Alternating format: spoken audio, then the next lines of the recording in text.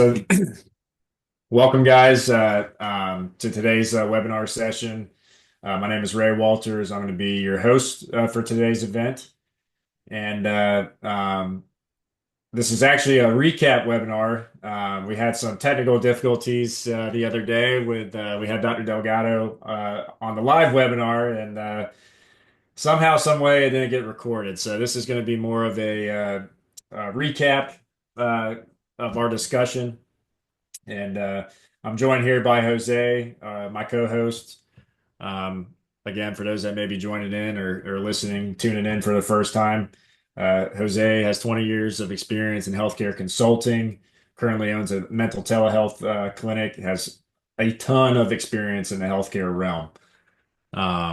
Jose, welcome. Yeah, so thanks for having me on as always. I actually block my day off and my week off for these because it's kind of fun for me. But yeah, I mean today like Ray said, we're gonna recap and we're gonna try to hit all the bullet points that we hit during our live call. And yes, and sorry to cut you off, Jose. And this webinar session as well, we are hitting the points or recapping on the points, discussing the new HIPAA security rule for 2025. Nothing Yes. set in stone yet. Nothing that will be finalized, I think, until what, September, Jose? So right now we're in the comment phase because they just in January they released the proposed final rule. So we're in the comment phase of everything until about May, June usually. Then from June till end of federal fiscal year, so that'll be late August, they'll figure out what the final rule will be and then they'll release it October, November. That's usually how that structure goes. Um, for the purposes of today, and what we did on Tuesday, we kind of discussed a few areas that we have been seeing a lot of deficiencies currently. And the problem is that those deficiencies are the same areas that the federal government is noticing, and they will likely be addressed in some way, shape, or form. So let's start with the easy one, which is human resources.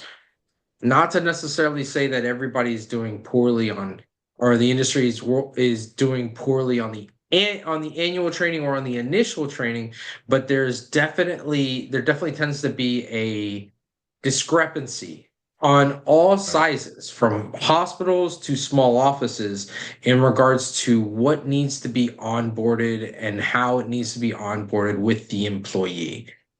Something as simple as having an updated employee handbook, with different policies that affect the business day to day. One of the big ones that we mentioned was something that is and is not HIPAA related all at the same time, which would be the conduct unbecoming policy.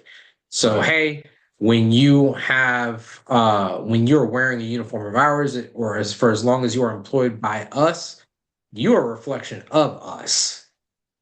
So, these are the things that will allow you to do in public without approval, with our insignia and our logo and our, awareness of it. And then social media. The example I use is this, how many teenage girls have their social media that is family friendly, and then their social media that is there for their friends. Right. My generation was the first one to start doing that because we were the first ones that had to sanitize our social media when we graduated college. And when we graduated college, we had all of our shenanigans on social media that now originally was just for us. Now everybody had access to it. So that definitely has caused problems for friends of mine in the past. You saw the massive untagging or deleting of photos on social media. Well, the easiest thing is just create a second social media. Yep. And you I make got a it second private. Facebook. I've got a second Instagram. Yep. I've got the spicy Instagram and the regular Instagram. You know what I I, mean? I So I think Dr. Delgado threw a point out there the other day. Just to your point, there was a employee advertising his political affiliations and maybe going a little bit off the. And again, it at the end of doesn't the day, matter that's if they're on the left or the right. It does right, not matter. It, right. they could be right down the middle on every single topic, but when it comes to certain hot button issues or topics, you're just gonna piss people off. And I And as think a that's, yeah, for-profit uh, business, it doesn't make any sense. right. So you have two options. Create a new social media account where no employees and no patients are friends. So you can say whatever you want. We don't, as an organization, want to stifle your First Amendment viewpoints. However, we do have a business to run. So if you do have certain things, we got to handle this. This is when we have gotten pushback from employees saying, oh, this is a violation of my First Amendment rights. First, let's be perfectly clear. The amendments have nothing to do with the relationship between an employee and an employer. They have everything to do with a citizen versus the federal government, first off. Second, I am not here to stifle your First Amendment, but you cannot affect the livelihood of everyone else in this organization just because you want to say something.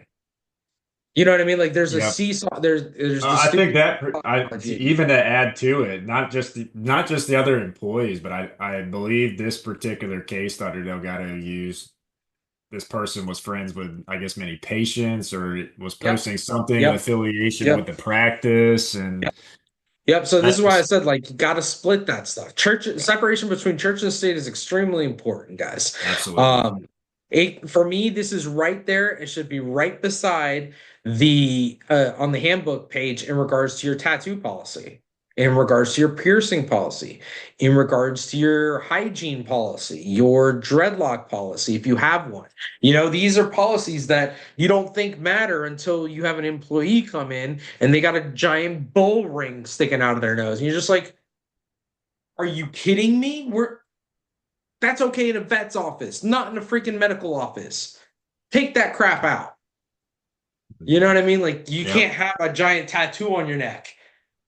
I'm sorry. If Not in you healthcare. cannot, like it's just it doesn't look professional. It's not appropriate for the type of environment. Most of the environments that we're in healthcare, there are a few that you can get away with it, I'm sure, with certain vanity business models or laser removal models. I'm sure that would actually be a billboard, you Yeah, know. right. But, Hey, watch you this. know, for the most part, so it's one of those things where having that employee handbook nice and tight, along with training everybody on HIPAA.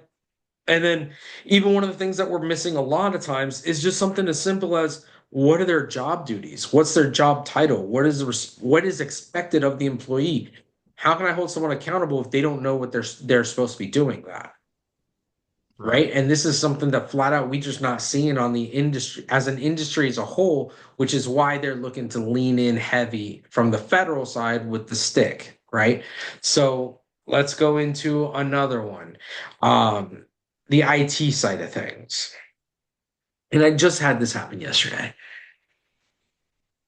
Right. I am paying you to mow my lawn. Okay. Yep. If I look outside and it's been a month and you haven't mowed my lawn, why am I paying you? The Yeah. conversation should be had, right? Yep. Okay. If I have an IT company that I'm paying to do something, I want proof that they did it.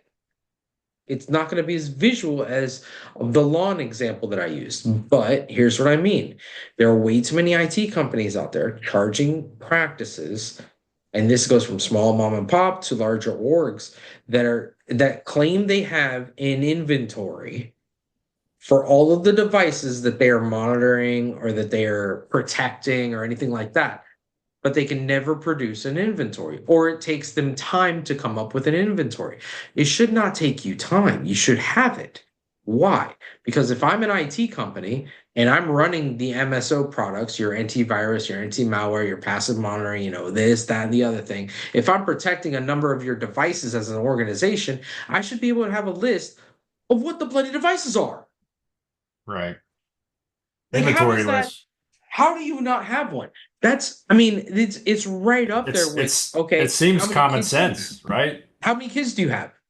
You know what I mean? Like, Yeah. I shouldn't have to think about okay, I carry the one, I think of that's not how that works, Yeah. right? Like if I'm paying you hard-earned money from seeing patients to do a service, I want proof that you're doing the service. And the proof, part of the proof is you having a decent inventory list. Because if you don't have a good inventory list, as an IT company, you could be getting hosed, honestly, because you could Oh be yeah. protecting more devices than you're contracted to do. No. Both sides are getting screwed because there is no clarity or transparency, right? So you got to have an inventory list. Now, one of the things that's going to be difficult is, and one of the things that we discussed is just because I have an IT company that is protecting devices that have PHI does not mean that that is all of the organization's devices. Let me explain. Normally, when we're talking IT, we're only talking about tablets and um, maybe cell phones. Most of the time, no. Servers, computers, things of that nature. Rarely are we doing the devices that providers are using from home when they're working. Not going to touch that one right now, but note that that should also be something that's discussed. We're also talking about your printer. Do you have a business associate agreement with that printer leasing company? Most people don't buy their printers outright. A lot of times it's not really worth it. But anyway, so you have that piece, but that device is on your network. What's protecting that device? Let's say your EKG machine, let's say your MRI machine, your X-ray machine. There may not be, those devices are connected to a specific product that may be getting support from the manufacturer, but it may not be. But either way, IT doesn't know they exist other than seeing them in the network if they're protecting the network. Right. So this is where that recommendation right now on mapping and everything is. But The the data mapping may mapping and I think that mapping piece is going to get cut back a little bit when people figure out the extent to which to what they were recommending because you just can't get that far. There's just no way to do it all. It's just wild. But for curious. us, go ahead. Well, go ahead. Go ahead. Go ahead. So for us as office managers in the field, as practice owners, as compliance officers, it's almost like having two lists. One that is the IT protected devices, then the other devices that have PHI. But that list could be segregated into two, but you really just need a master list. Mhm. Some offices, this is going to suck flat out. If I'm doing a lot of I feel like for remote, the smaller organizations, this is certainly going to be rough, right? Because not they, really, not as much as you think. Like certain specialties, it's not going to be that bad. So, for example, mental health, we don't really do that much. If I'm doing a lot of remote monitoring because I'm doing a lot of telemedicine, if I Mhm. own the devices that are doing the remote monitoring, whether it's an Aura ring or whether it's one of the diabetes, shoulder things, if it's one of the watches that they've been giving out to certain Medicare patients, like if I own the devices of practice, yeah, that can be a pain in the ass. Let's be honest. But if I'm a just a regular primary care, urgent care office, outside of the normal devices that we consider IT and holding PHI, we're talking about maybe the printer, Sure. maybe an EKG or X-ray machine. You know what I mean? Like, we're not talking about that many devices on a smaller scale. That's It true. becomes more difficult when, for example, we're an imaging center or we're a cardiology office that has a cath lab that also has nuclear medicine that is also doing, some other random. Multi-specialty, multi-location, I can see. Yeah, when you're looking Yeah. at the specialty services that are heavy on devices or heavy on equipment, the more equipment you have now, the worse that it is because everything has bloody Wi-Fi on Hmm. it. So Yeah. if it has Wi-Fi and it has patient information, now we've got to add it to that list. And then iPads too are good. We talked about that as yeah, well. and then iPad, and then that's going you to got to count remember, as if we're leasing those devices, which a lot of times we are, we that equipment if we're leasing it, we need a business associate agreement with those leasing companies. If we don't have one, that's an easy way to get screwed on these things.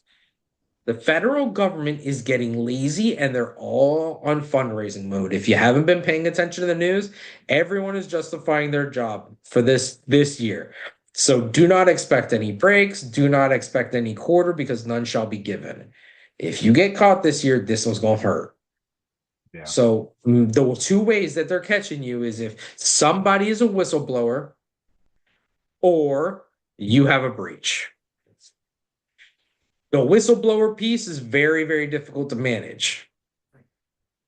So that was one of the other things that we discussed as well, Mm. which we'll have to dive into because managing a whistleblower case and everything else is trickier than it seems. But traditionally, a whistleblower comes out because of one of three reasons. You pissed off the wrong employee. The employee got caught with their hand in the cookie jar and they're flipping on somebody else. Mm. Or they just see a paycheck because there's Which something so egregious that they're like, I'll take 10%. which I think is what your dad, Dr. Delgado, had alluded to, about So a case where it might just be worth paying the.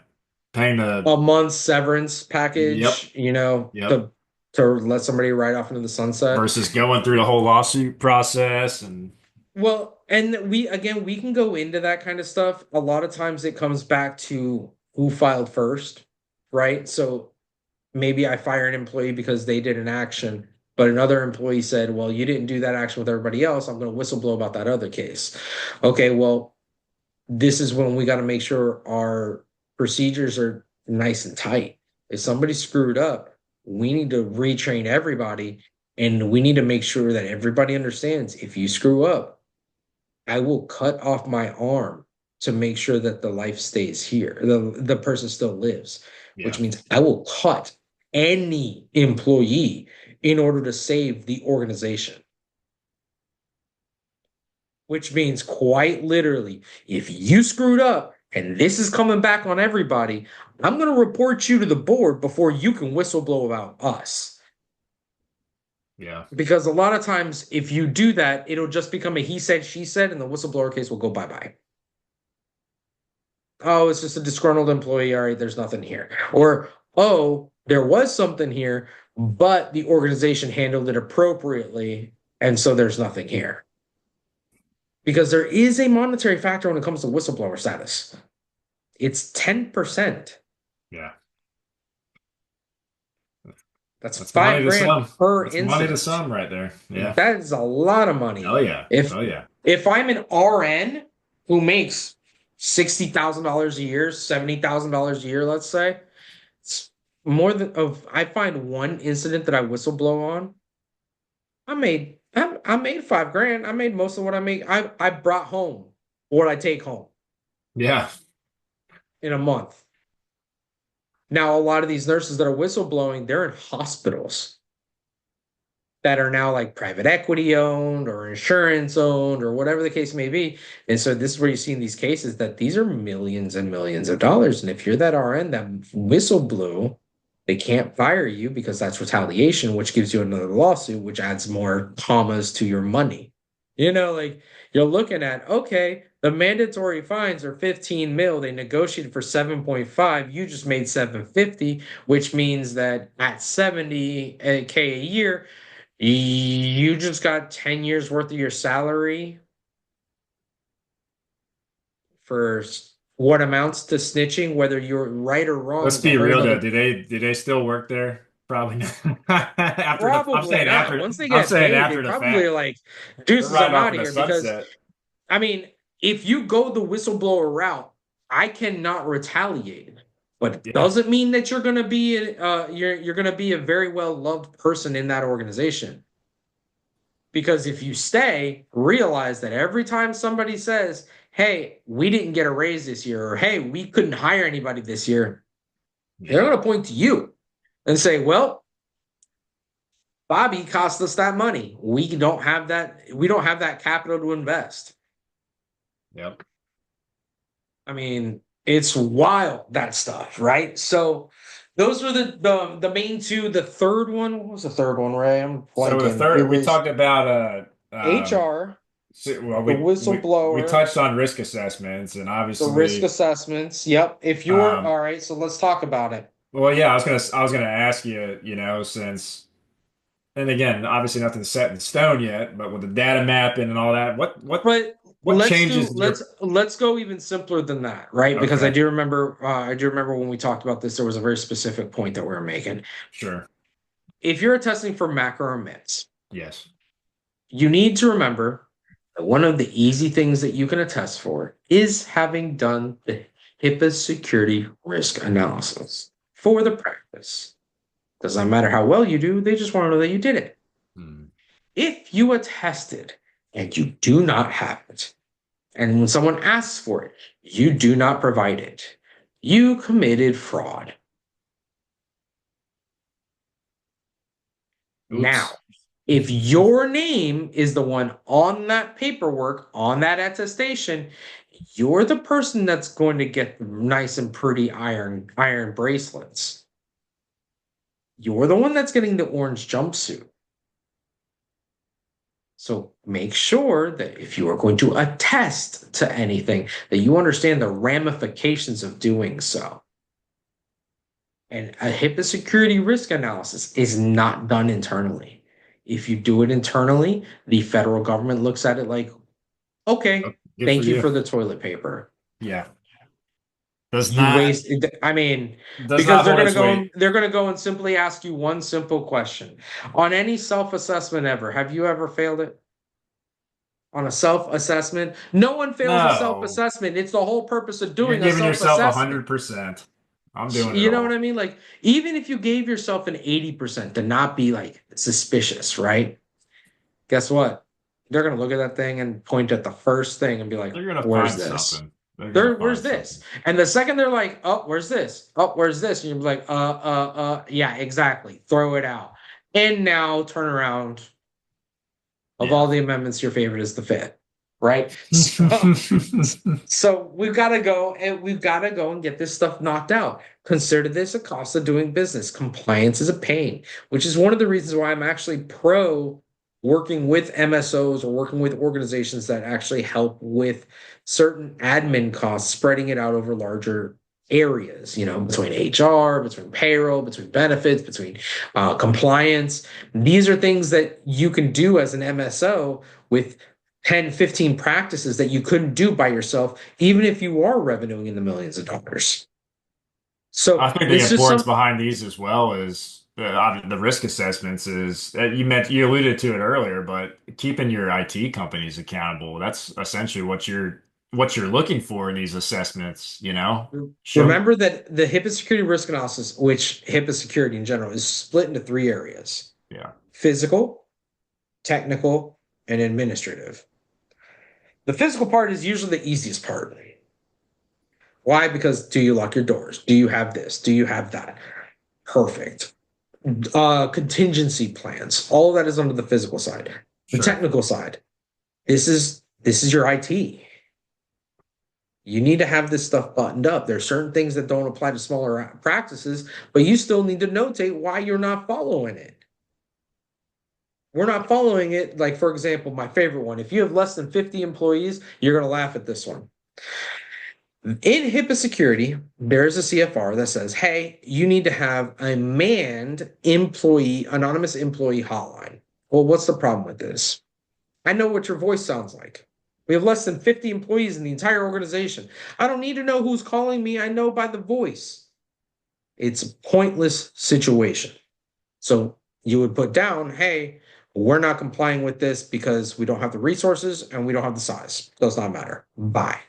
Right? But you can do that with certain things as a small thing, but you have to notate it.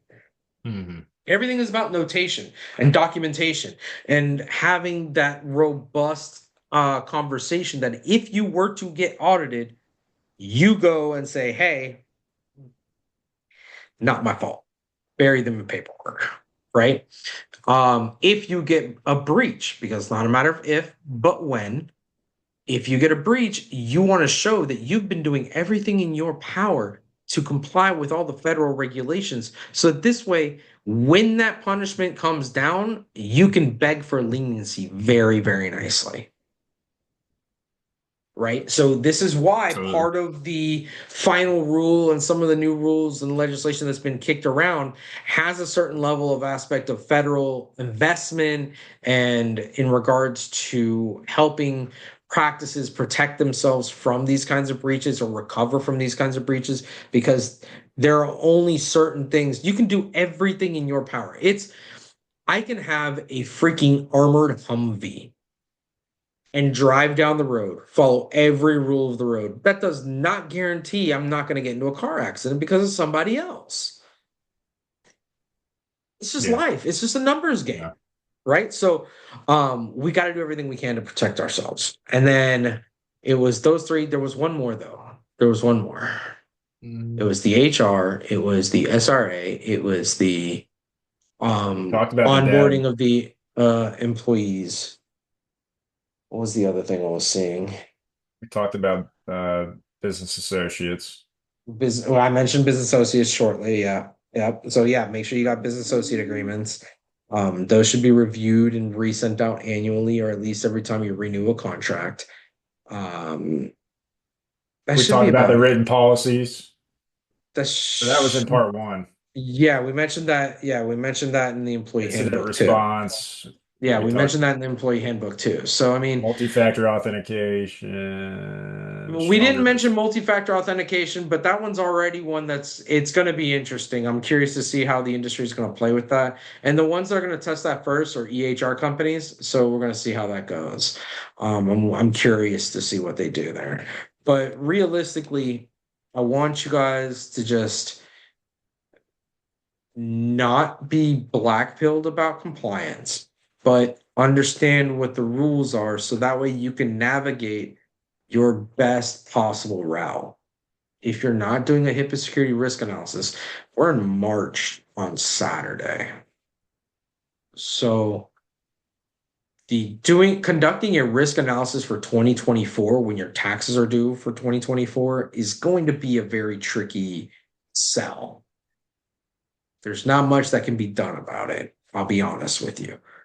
But we can get you set up for 2025 and you can look for going forward. So if there is an issue, you can say, yeah, I didn't do it, but this is how we've adjusted. Remember, the federal government usually is not asking for things of the current year, right? So that's where we can really leverage the I understand I didn't do that, but we have been doing that since, last Yep. year, year before that. This year, there's always ways to play with it, but you got to talk to a consultant. You got to talk to somebody that knows this stuff, a lawyer, so that way you can figure out what is the best route. And it's going to be cheaper to do it before you need us than when you need us.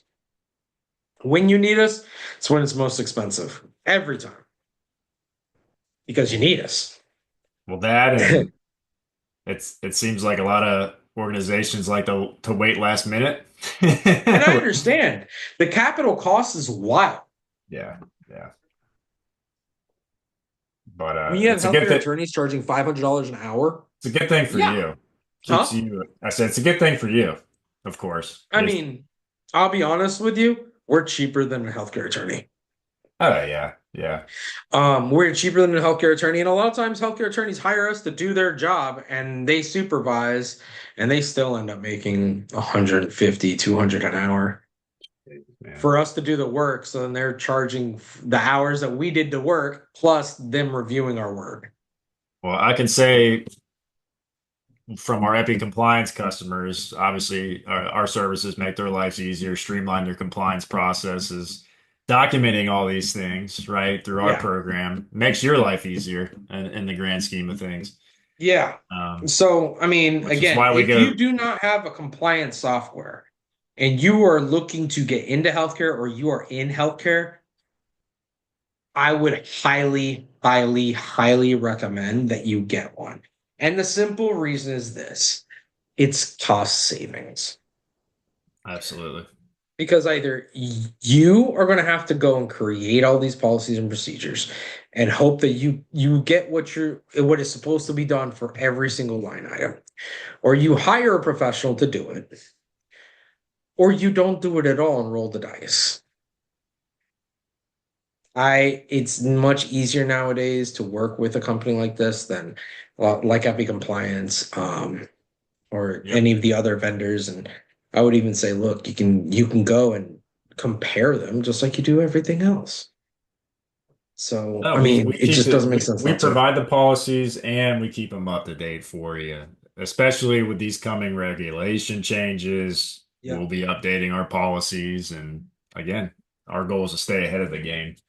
Yeah, so that is a quick truncated 35 minute version of what we covered on Tuesday. Um we If wanted to you give you the main points because of our technical difficulties. And if yeah, you're so in and if then you're in attendance, you're lucky. yep, if you're in attendance, you got a far more lively discussion between Dr. Delgado, Ray, and myself. Tuesday we'll be discussing United Healthcare's current troubles. Not even about the CEO, about other stuff No, entirely. no. You know? What, a Um, 17 Florida hospitals in a well, lawsuit or in so a that's battle? this case, but that's not to mention Right. any other cases that are all over the US. Oh yeah, yeah. This one, So this is a simple Florida matter of, hospitals. yeah, I'm gonna be diving into it with this case and then the DOJ probe that United Healthcare is dealing with for a very similar reason, but the opposite reason, or the opposite outcome. So a lot of these insurance companies are playing these games, and our job is to figure out, if we're going to play, do we want to, and how should we? Because we have to stay in business so that way we can do what we actually like, which is serving the patients. 2025 seems to be a year where there's going to be a lot of shakeups. If you've been waiting to make a decision on how your business model is going to proceed, you may not be given much choice. You may have the illusion of choice this year with a lot of different things that are coming down, but you may not have as much choice as you thought. So you really need to take a look. And I would really recommend right now, since we're in tax season, uh, everybody's working with their billing company and their accountant. Get your numbers together, sit down with the executive team, and figure out if what you are currently doing is sustainable. If it's not sustainable, you need to figure it out. So Absolutely. we are here to help, though. Yes, we are. So yeah. So Tuesday, same bat time, same bat place. Hopefully, I won't have the technical difficulties that Ray had on Tuesday, and we will go from there. Fingers crossed, Jose. Fingers crossed. Now, Yeah, yeah, yeah, how many yeah. episodes have we done? We haven't had an issue. This is our 65th episode, so we I mean, we're about that I mean we're time. resetting the clock to zero now, but that's okay. That's 0 okay. days since our Well, first. now, yeah, right. 0 days since we had a technical difficulty on here, but no, Perfect. we're starting fresh, and yeah, hopefully that doesn't happen again. But no, appreciate everybody's time, and look forward to seeing you guys next week. I won't be there. Jose will be the host for that one. I think it was mentioned Dr. Delgado may potentially be joining that one to join in Yeah, the we'll discussion see. with We'll you. see who I get to co-host. But If yeah, not, it'll right. just be me playing both parts, which will be Jose, fun. yeah, but I'll pull a Jeff Dunham, you know. yeah. If anybody can do it, it's you, Jose. But I'll be attending a conference, the MGMA conference in Las Vegas. I'm looking forward to that, and uh, certainly look forward to networking with other healthcare organizations out there. So, Jose, I appreciate you stepping up in my stead and Yeah, I think I trucking can handle along. it and Yeah, figure it out. I think so. But well, If I look forward make to a see. mistake, it's because I wasn't trained right. All right, that's what I'm doing. Okay, okay. We'll run through it again just to make sure. But appreciate everybody joining in, and we look forward to seeing you next week. Just look out for the email for next week's webinar registration, and we'll see everybody then. Thanks, guys. Thanks, Jose. Take care. Bye.